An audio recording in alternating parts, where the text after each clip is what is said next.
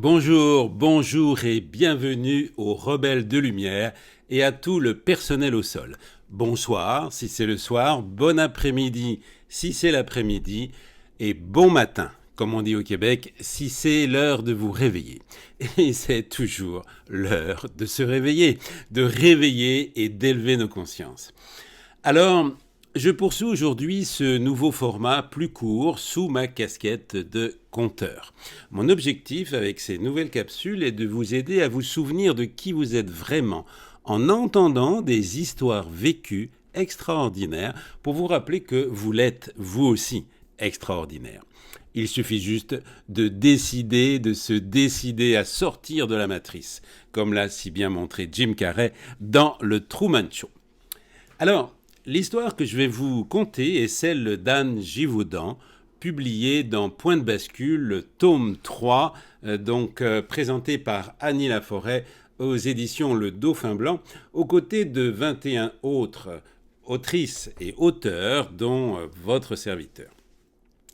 Je vais donc prêter ma voix et l'énergie qu'il apporte à Anne Givaudan, dont je vais me faire l'interprète. Voilà. Donc quand je dirai « je » dans le texte qui suit, il ne s'agit pas de moi. Je suis ici le comédien voix off du texte d'Anne Givaudan. Ok ? Bon. Alors, on y va. Des communications d'âme à âme, choisir de devenir une journaliste des mondes subtils. Je compris qu'en changeant la qualité de mes pensées, il m'était possible d'aller dans un monde qui me semblait proche, mais qui pourtant m'était encore inconnu. Des rencontres essentielles dans ma vie, il y en a eu, toutes plus importantes les unes que les autres. Des rendez-vous sans aucun doute programmés depuis bien longtemps par mon âme. J'expérimentais les voyages dans mes corps subtils avec de plus en plus d'habileté à m'extraire de mon corps physique, à voyager à la vitesse de la pensée, à capter une notion différente de l'espace et du temps, à traverser la matière dense et à réaliser que la moindre particule portait une vie infinie en elle. Je restais cependant sur la planète Terre et même si je voyageais à des milliers de kilomètres, à la vitesse de la pensée, il n'en était pas moins évident qu'il devait bien y avoir autre chose que je n'arrivais pas encore à contacter. C'est durant ces expériences de sortie hors du corps que j'ai vécu l'autre événement qui lui aussi a changé ma vie d'une manière irrémédiable. Mon corps avait alors 21 ans. Je l'ai décrit bien des années plus tard à travers le livre qui a pour titre « Walking », où cette expérience de transmigration est décrite afin que ceux qui sont intéressés par la présence extraterrestre sur notre planète soient au courant des diverses possibilités pour une âme non terrestre de venir sur Terre. En quelques mots, il s'agit de prendre un corps, mais non pas par le moyen naturel et plus habituel de la naissance. En fait, il s'agit d'habiter un corps déjà adulte et préparé à de nouvelles aventures avec l'accord de l'occupant de ce corps. Cela pourrait ressembler à ce que l'on nomme une possession, à la grande différence que les deux âmes ont accepté cet échange très consciemment et volontairement bien avant leur incarnation. En fait, lorsque j'ai pris le corps qui était préparé, je savais aussi que je prenais tout le passé et les histoires karmiques de celles qui l'avaient occupé précédemment. Quant à la propriétaire du corps, elle pouvait enfin se sentir libre de rejoindre les mondes subtils qui étaient les siens, comme chacun le fait après la mort. Les avantages de cet échange sont que la personne qui emprunte le corps est immédiatement efficace, ou presque, et conserve une partie de son énergie antérieure, ce qui permet d'émettre une onde puissante et bénéfique constante, souvent même inconsciemment. Cette énergie aide les personnes qui sont proches, même sur des kilomètres alentour. Mais surtout, elle permet un éveil à d'autres concepts, à d'autres dimensions. Les inconvénients, quant à eux, sont les suivants. Se trouver dans un corps qui n'est pas le sien peut causer des problèmes d'adaptation. Dans mon cas, il m'a fallu du temps pour que tout soit bien en place. Des aptitudes personnelles ont fait en sorte que j'ai dû apprendre à développer certains comportements, et ce, en n'ayant aucune certitude que cela réussisse. Je prends, comme je l'ai mentionné, la mémoire, les problèmes et le passé de la personne qui me prête son corps, ce qui fait en sorte que je deviens cette personne. Mais je reste aussi moi, en partie, car je ne peux pas garder une mémoire intégrale de l'endroit d'où je viens. En effet, cela serait trop difficile d'être en permanence sur deux plans, deux mondes, deux personnalités. Je peux comprendre que ce que je raconte paraisse incroyable et complètement fantaisiste. C'est aussi pour cela que je n'en ai jamais parlé avant. Cependant, nous n'avons désormais plus le temps de nous poser encore et encore des questions. Il est essentiel d'agir et d'œuvrer pour que la planète Terre ne soit plus un monde de guerre et d'inégalité, d'injustice et de tristesse. Il faut travailler pour qu'elle redevienne ce qu'elle est dans son essence, un monde où la diversité des peuples mènera à la plus belle unité. Les êtres d'autres planètes existent et sont depuis bien longtemps sur Terre. Bien que leurs motifs soient différents, ils ne sont pas tous, et loin de là, des envahisseurs, comme les autorités aimeraient nous le faire croire. Bien des habitants de la Terre ont en eux des semences d'étoiles et des origines extraplanétaires. Il est simplement temps que l'humanité sorte de la matrice dans laquelle elle est depuis trop longtemps. Le voyage astral est pour moi un outil. Il n'est ni une fin, ni une preuve de grandeur spirituelle. Il est cependant le moyen qui me permet de continuer à être une journaliste des mondes subtils. Je l'ai donc pratiqué et le pratique encore. Durant 7 années de temps terrestre, je vécus de fabuleux voyages hors du corps, durant lesquels j'apprenais à vivre avec ce deuxième corps, celui qui sortait du corps physique, comme un enfant apprend à marcher et à parler. Je devenais experte dans le fonctionnement de ce corps astral lorsqu'un jour, je réalisais que mes pensées modifiaient considérablement le taux vibratoire de ce corps. J'emploie le terme de taux vibratoire car il est difficile de trouver des mots qui puissent expliquer ce qui se passait alors. Je compris qu'en changeant la qualité de mes pensées, il m'était possible d'aller dans un monde qui me semblait proche mais qui pourtant m'était encore inconnu. Une fois consciente de ces réflexions, je passais dans un tunnel de lumière à une vitesse phénoménale et je me retrouvais dans un univers d'une beauté extraordinaire. Une végétation luxuriante et un bosquet aux essences inconnues s'offraient à mon regard, tandis que sous mes pieds, je percevais un sable aux scintillements multiples qui me paraissait irréel, tant il était beau. Tout me semblait vivre d'une vie autonome.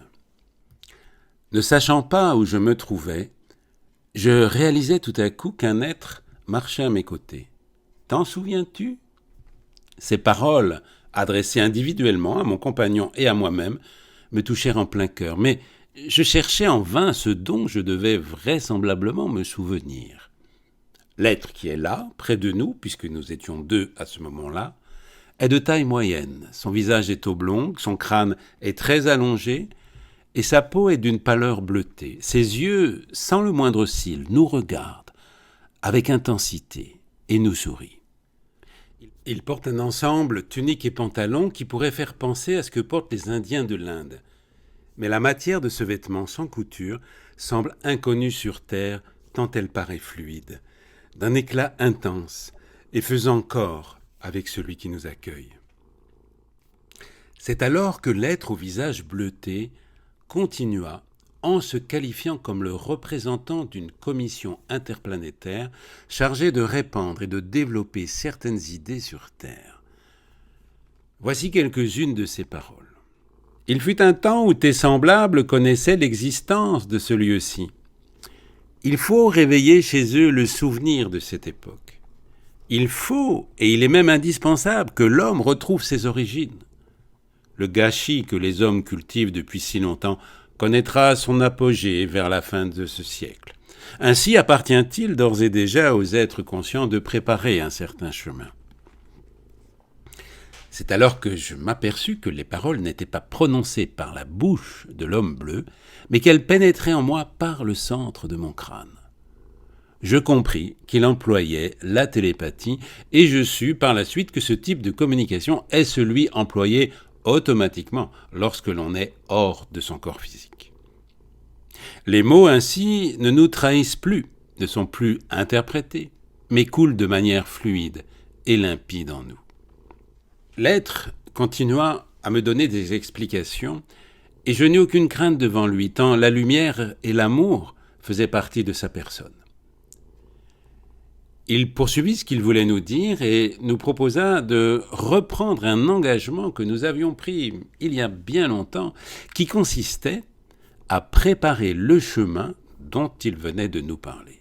Il ne s'agissait en rien d'une obligation, nous avions le choix et nous pouvions encore dire non. Mais non à quoi? Je n'en savais rien, ne sachant pas, dans mon ignorance de jeune étudiante, ce à quoi j'allais m'engager.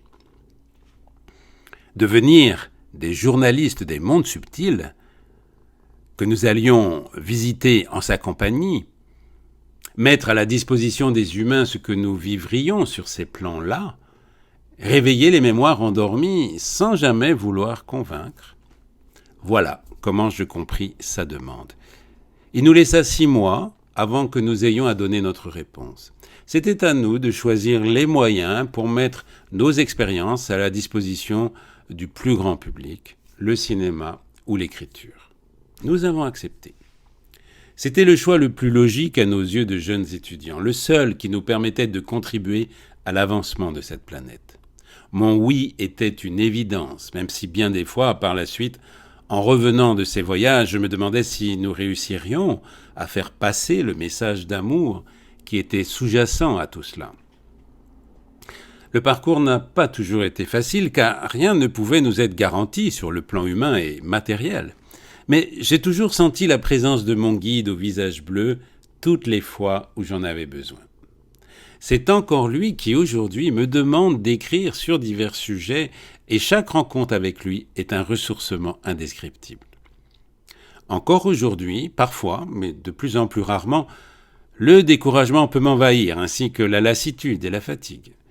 Il y a toutefois, au-delà de tout cela, cette force qui me pousse et m'entraîne à croire que l'humanité est en train de se réveiller et que rien à présent ne pourra l'arrêter ni l'empêcher de retrouver la mémoire de ce qu'elle a toujours été.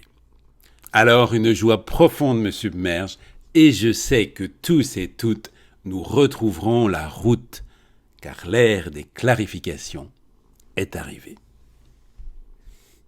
Voilà, chers écouteurs, chers rebelles de lumière, c'était court, mais c'était dense. Pour ceux qui ne connaîtraient pas Anne Gévaudan, sachez qu'elle a écrit des ouvrages traduits en plusieurs langues et vendus dans de nombreux pays.